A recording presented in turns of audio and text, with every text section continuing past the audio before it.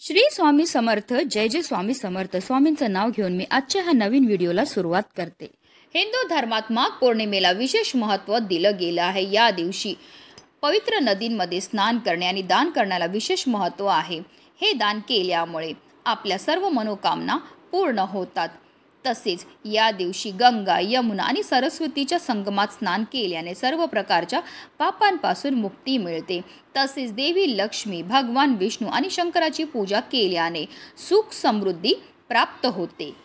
हिंदू पंचांगानुसार माघ महिन्याच्या शुक्ल पक्षातील पौर्णिमा तिथी 11 फेब्रुवारी रोजी संध्याकाळी 6:55 सुरू होईल, तर 12 फेब्रुवारी रोजी संध्याकाळी 7:22 समाप्त होईल. आणि यंदा माघ पौर्णिमेचं व्रत जे आहे ते आपल्याला 12 फेब्रुवारी म्हणजे बुधवारी करायचं आहे. चंद्रोदयाची वेळ संध्याकाळी 5:49 असणार आहे. या दिवशी अनेक शुभयोग तयार होत आहेत. सौभाग्य आणि शोभन योगामध्ये केलेल्या उपासनेने आणि दानाचे आपल्याला शाश्वत फळ हे प्राप्त होत असतं. तसेच अश्लेषा आणि माघ नक्षत्राचा योग जो आहे तो अत्यंत शुभ मानला जातो.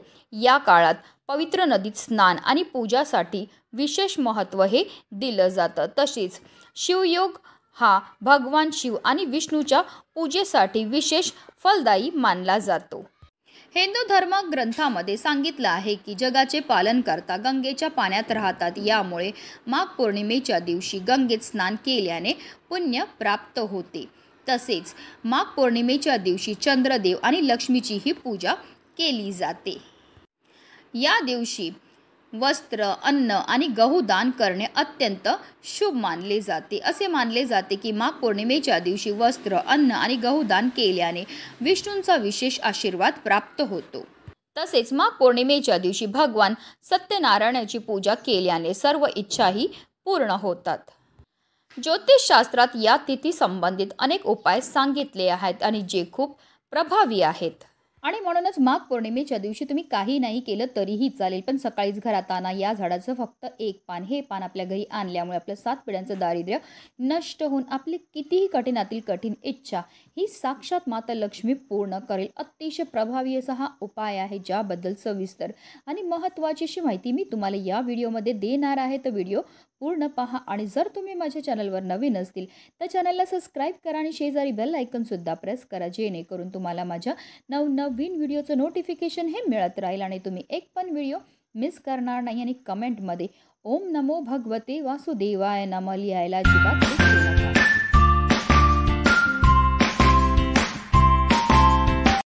माघ पौर्णिमेच्या दिवशी आपल्याला सकाळी ब्रह्ममुहूर्तावर उठायचं आणि अंथरुणामध्ये श्रीहरी, विष्णू, महादेव आणि माता लक्ष्मीचं स्मरण करायचं आहे.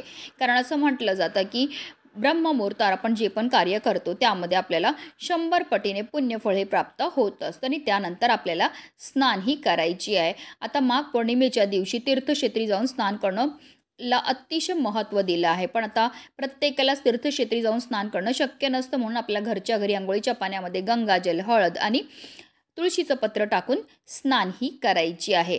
आणि त्यानंतर आपल्याला स्वच्छ वस्त्र परिधान करायचे आहेत आणि सर्वप्रथम देवघरामध्ये दिवा हा प्रज्वलित करून घ्यायचा आहे. कारण कोणतीही सेवा किंवा कोणताही उपाय जर आपण अग्नीच्या साक्षीने केला तर त्यामध्ये आपल्याला निश्चितच सफलता प्राप्त होते. त्यानंतर आपल्याला विधिवत देवपूजाही करून घ्यायची. तसेच तुळशी मातेच्या पूजनाला सुद्धा या दिवशी विशेष महत्त्व हे दिलं जातं. आता हा उपाय आपल्याला कधी करायचा, तर हा उपाय आपल्याला माघ पौर्णिमेच्या दिवशी सकाळी जास्तीत जास्त तुम्ही 12 वाजेपर्यंत करू शकतात. आणि ज्या झाडाचं आपल्याला पान घेऊन यायचं ते रुईच्या झाडाचं. काही वृक्ष वेलीपासून आपल्याला चमत्कारिक लाभ मिळतात. ही झाडं आपल्या घराच्या समोर किंवा आसपास असल्याने अनेक फायदे मिळतात. या वृक्षवेलीत रुईच्या झाडाचा सुद्धा समावेश आहे. रुईचे झाड घरासमोर असले तर खूप फायदेशीर असतं. शास्त्रानुसार रुईचे फूल शिवलिंगावर चढवल्यामुळे आपल्या साऱ्या मनोकामना पूर्ण होतात. अक्षय पुण्याची प्राप्ती होते. रुईचे झाड मुख्य दरवाजासमोर किंवा घरासमोर असणे खूप शुभ मानले जाते. विद्वान सांगतात की रुईच्या जुन्या झाडाच्या मुळाशी श्री गणेशाची प्रतिमा निर्माण होते आणि ती चमत्कारिक लाभ देणारी प्रतिमा असते. ज्योतिषशास्त्रानुसार ज्या घरासमोर रुईचं झाड असतं त्या घरावर कधीही नकारात्मक शक्तींचा परिणाम होत नाही आणि त्या घरावर कधीही जादू, टोणे, मंत्र, तंत्र यांचा वाईट प्रभावसुद्धा पडत नाही. अशा लोकांवर महालक्ष्मीची विशेष कृपा असते. हा उपाय करण्याकरता आपल्याला एक तांब्याच्या कळशामध्ये स्वच्छ पिण्याचं पाणी हे भरून घ्यायचं. त्या पाण्यामध्ये आपल्याला थोडंसं गाईचं कच्चं दूध टाकायचं, तसेच आपल्याला चिमूटभर हळद टाकायची आणि असं हे जल घेऊन जायचं आपल्याला रुईच्या झाडाजवळ. रुईच्या झाडाजवळ गेल्यावर सर्वप्रथम आपल्याला जल हे अर्पण करून घ्यायचं आणि त्यानंतर हात जोडून क्षमा याचना करायची आहे की आपण ह्या झाडाचं एक पान जे आहे ते तोडत आहेत आणि ते कोणत्या इच्छापूर्ती करता आपण तोडत आहेत ते आपल्याला बोलायचं आहे. तुमची जी पण मनातली इच्छा असेल ती आपल्याला बोलायची की ही इच्छा माझी पूर्ण होण्याकरता मी हे पान तोडून माझ्या घरी घेऊन येतो आहे.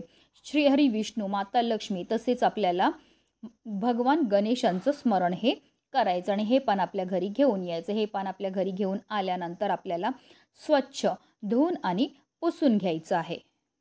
आता ह्या पानाला आपल्याला वाटून घ्यायचं आहे. तुम्ही खलबत्त्यामध्ये वाटू शकतात की अगदी मिक्सरमध्ये वाटलं तरीही चालणार आहे. त्यानंतर आपल्याला एक मातीची पंती घ्यायची. मातीचीच पंती आपल्याला घ्यायची कारण मातीच्या पंतीमध्ये सकारात्मक अशा लहरी असतात आणि त्या मातीच्या पंतीमध्ये आपल्याला शुद्ध गाईचं तूपच टाकायचं. तूपच वापरायला लागणार आपल्याला ह्या उपायाकरता. तसेच आपण जी रुईच्या पानाची पेस्ट बनवलेली ती आपल्याला त्या तुपामध्ये टाकायची आणि त्या दोन्ही मिश्रणाला एकत्रित करायचं आणि ह्या दिव्यामध्ये आपल्याला फुलवात टाकायची आहे. आता आपल्याला एक प्लेट घ्यायची आणि प्लेटवर आपल्याला मुठभर तांदूळ ठेवायचे आणि त्या तांदळावर आपल्याला हा जो दिवा आपण तयार केलेला आहे तो ठेवायचा आहे. आता हा दिवा प्रज्वलित करायचा आणि ही प्लेट उचलून आपल्याला आपल्या देवघरामध्ये श्री हरी विष्णू आणि माता लक्ष्मी समोर ठेवायची. ह्या दिव्याला सुद्धा आपल्याला हळद, कुंकू, अक्षदा, एक फूल अर्पण करून घ्यायचं आणि तिथेच देवघरामध्ये बसूनच आपल्याला काही सेवा ह्या करायच्यात. आपल्याला एक वेळा श्री सुक्तमचं पठण करायचं. एक वेळा श्री सुक्तमचं पठण केल्यानंतर आपल्याला त्याच्या फलश्रुतीचं पठणसुद्धा करायचं आहे. तसेच एक वेळा आपल्याला व्यंकटेश स्तोत्राचं पठण करायचं आणि 16 वेळा आपल्याला नवार्णव मंत्राचं पठण करायचं आहे.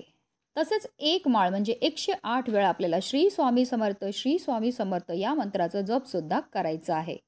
त्यानंतर आपल्याला हात जोडून मनोभावे श्री हरिविष्णू आणि माता लक्ष्मीचं स्मरण करायचं. आपल्या आयुष्यामध्ये असणारी जी संकट आहेत, विघ्न आहेत, दोष आहेत, दारिद्र्य ते दूर करण्याकरता मनोभावे प्रार्थनाही करायची आहे. जिथपर्यंत दिवा प्रज्वलित आहे तिथपर्यंत प्रज्वलित राहून द्यायचा. तर तो दिवा काही वेळानंतर शांत होईल. शांत झाल्यानंतर आपल्याला काय करायचं, संध्याकाळी ह्या दिव्यामध्ये जे वात असेल त्याचबरोबर जी रुईच्या पानाची पेस्ट वगैरे असेल ती उरली असेल तर त्यामध्ये आपल्याला 2 भीमसेनी कापूरच्या वड्या टाकायच्या, तसेच 2 लवंगा टाकायच्यात आणि देवघरामध्ये दिवा प्रज्वलित करून त्या दिव्याच्या मदतीने आपल्याला ह्या मातीच्या पंतीमध्ये असणारा जो कापूर आहे तो प्रज्वलित करून घ्यायचा आणि ह्याचा जो धूर आहे तो आपल्या संपूर्ण घरामध्ये फिरवायचा आहे. हा धूर फिरवताना निरंतर आपल्याला श्री स्वामी समर्थ किंवा श्री गुरुदेव दत्त या प्रभावी मंत्राचा जप हा करायचा आहे. रुईच्या पानामध्ये नकारात्मकता, वाईट शक्तींचा प्रभाव दूर करण्याकरता रुईची पानं ही अत्यंत प्रभावी मानली जातात आणि जर पौर्णिमेच्या दिवशी आपण हा उपाय केला तर आपल्या घरामध्ये असणारी जेवढी पण नकारात्मकता, इडापिडा, दोष आहेत, अलक्ष्मी ती घरातनं काढता पाय करून निघून जाईल आणि आपल्या घरामध्ये अखंड माता लक्ष्मीचं आगमन हे होणार आहे. म्हणूनच व्हिडिओ जास्तीत जास्त लोकांपर्यंत शेअर करा जेणेकरून प्रत्येकाच्या आयुष्याचं कल्याण हो हीच मनामध्ये इच्छा. श्री स्वामी समर्थ. जय जय स्वामी समर्थ.